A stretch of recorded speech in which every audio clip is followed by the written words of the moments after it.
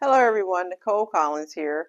I am going to let you know a little bit about what this greenhouse is about. It's a geodesic greenhouse that my husband and I put together with the help of a couple of neighbors, and the purpose is to be able to grow foods year round. We could have gotten a smaller size, but we got a larger size once we found out about the demand or the need for organic produce within the community, and being able to supplement that need we thought would be a great way to give back. A greenhouse like this allows us somewhere to be during the winter as well. We're giving it a test run. It just got erected this year. And between the soil and getting the beds ready, the pond, the fish, the power, everything that we had to do to get it this far, we're not done, but we are done enough that we can button up for winter.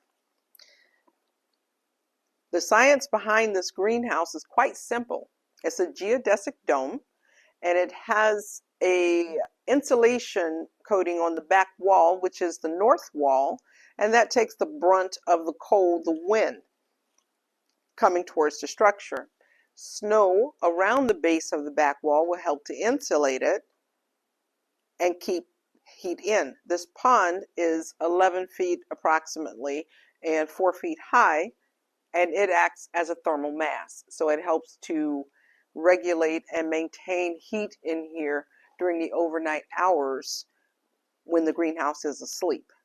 This is meant to be powered by itself, powered by the sun. When the sun hits this dome, it instantly raises the temperature of the dome. Now, there are several components in here that are operated by solar panels outside, one of them being the extraction fan that is up on the ceiling. There is a waterfall, which we have turned off so that you can hear me in here.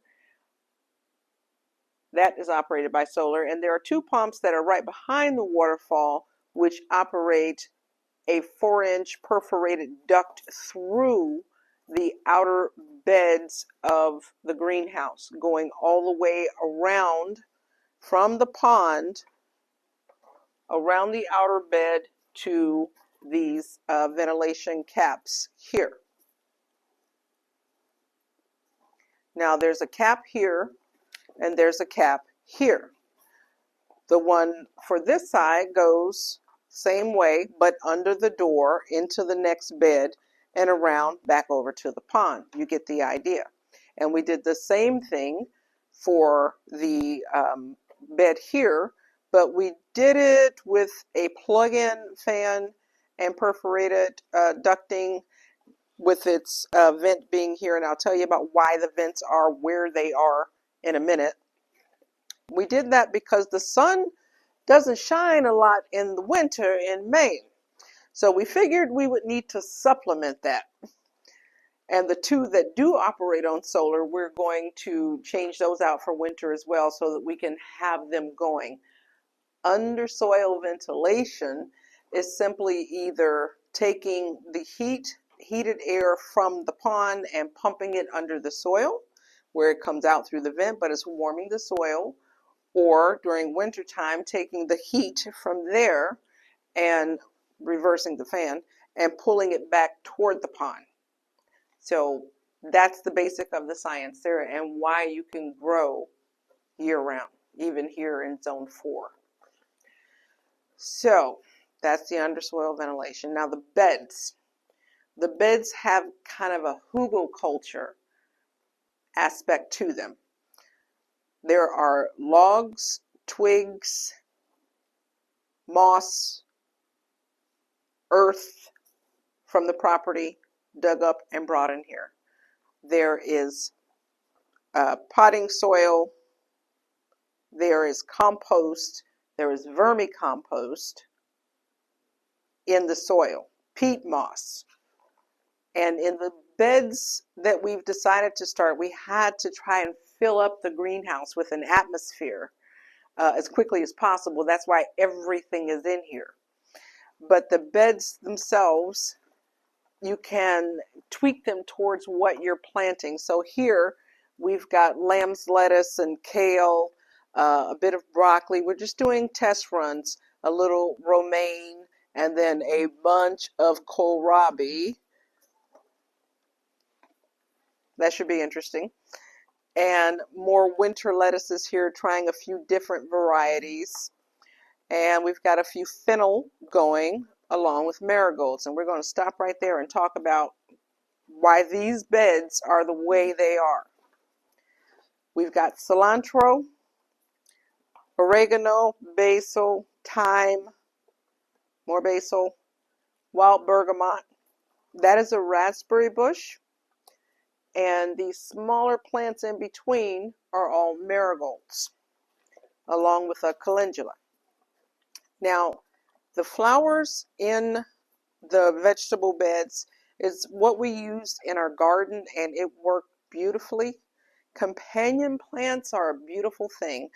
These folks keep pests away. It's down to a minimum with these, which negates the need for any pesticides or the cleaning of the leaves and the aphids and all the white flies and all of that good stuff. So having the companion plant here situated in the bed, an annual, a perennial being better. We have borage that'll be starting up once the weather clicks over. We have hyssop that is sprinkled throughout as well. There's hyssop down at the end, a couple down there.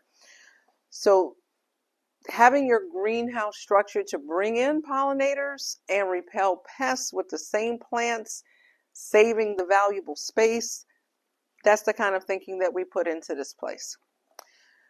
These blueberry bushes I'm struggling with. I know I'm not keeping them in here, but I don't have a spot ready for them outside yet. So I'm going to overwinter them here in the greenhouse. And we have 3 different kinds to kind of help with the bounty of each of the plants. We're trying 3 different kinds of carrots to see how they do in the winter. This whole season is about collecting data to see what did, didn't, and might work for next year. So messing around with some seeds there. We sprinkle basil in between, and I would say that we have 2 different kinds of basil, a deep intense purple, the regular green. Those are great for keeping away pests as well. And of course, they're wonderful to eat. Lemongrass, which is just something we had in the yard, and we're just trying to keep it alive, keeping something growing in here. And then we have a goodly selection of leeks and more space for lettuce. This is going to be lettuce as well. We're just waiting on the temperature to drop a little bit more so that we can get the proper soil temperatures for germination. So in between this row, more marigolds, more things to keep pests away, and more there by the door. Marigold, leeks, chives. We're trying chives there. Now these stakes are in here. I had to do an emergency removal because of a vine, a kiwi vine that we have. It had an unhealthy look about it, so best to quick take that out of there. But we needed trellises because in a few weeks we will have grapes coming around. Grapes will be coming in the mail, so they need a place to vine. This is the start of a wisteria vine. It needs a place to vine, and the vine, the structure will build itself as we need it. Okay, the last bit of this bed is barley. I am experimenting. This is a cover crop, and when you lay down a cover crop, basically you're going to turn it down into the soil when it's done growing, and that section of bed will not be available. I know that, but I still like to see how things grow, what their process is. This is really the only time I have to observe it closely. So that's why that's there, and it's sprinkled throughout. So barley, barley, barley. Yeah. Okay, so moving on, we've got stakes here. Now, I know nothing's vining over here, but we have temperatures to deal with. And right now, the soil temperature is about 68 degrees, and that's fine. This is the citrus bed, so that's a bit more acidic than the rest of the beds, being that it had a lot of peat moss and whatnot. So you'll see that we still have the same plants for keeping pests away. Marigolds, calendula, some baby hyssops are going down there, more marigold. We have a marshmallow herb that I thought would be lovely to have, and it loves acidic soil. We've got a couple of lemons, Meyer lemon, and a few lime trees. Now this bed needs to be kept a bit warmer than the other beds if we were to get down to 0. The lemons are hardy down to about 25, 22 degrees, somewhere in there. So we've got these up so that we can put a row cover over it. And my husband doesn't know it yet, but he will be drilling a hole through terracotta so I can make one of the small little tea light warmers, because really that'll be about as much as we need here. And that's why it's also closer to the pond. So, fan. This is one of 2 things in here that run on electricity. This fan and the second pump that we added. We turned off the pumps. We just thought more aeration would be better in the pond. So those are the 2 things that we have to supply electricity for.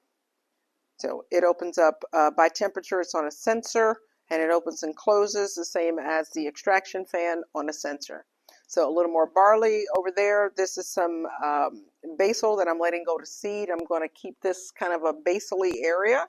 There is a divider here, and these tomatoes, they survived in the garden sitting in a half-empty bucket all summer long, and when we needed vegetation for in here, we went and grabbed them. And lo and behold, we have tomatoes coming, and they're doing quite well. So who knew? We've got dill, a bed of dill here, and then we've got the bunching onions, Tokyo long whites, and more barley, of course, shallots. So that's all of that. Now, I have a forsythia bush. If it's not medicinal or edible, it really has no place in this greenhouse as far as I'm concerned, because the space is kind of at a premium. But we have a forsythia bush, banana tree. We're going to see how that goes. We've got garlic and onion. Everything is sort of a test this year. We're seeing what we can do, what we can possibly get away with without doing too much alteration to the structure. And this is that key lime vine I was telling you about. So still got some work to do on that one. We have the pond, as I told you. We went with water hyacinth and lettuce and the little bits in there to cover the top of the pond. We have to cover it to keep the algae from building up. So they recommend 60–70% of the pond surface should be covered with something to keep the algae down.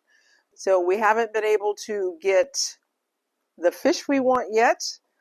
We have to monitor temperatures, and we don't think we can support tilapia, which is available. So we went with goldfish just to give us an idea and to get the fish in the pond. This is the water that we water the beds from. So the fish excrement in the water is part of the process here. So we got that going. And that is pretty much the dome in a nutshell. Water temperature in here is 59.5 degrees. Temperature in the dome is 66.4 degrees. And it's a lot colder outside. So I hope that kind of gives you a little explanation for what it is and how it's going to be used.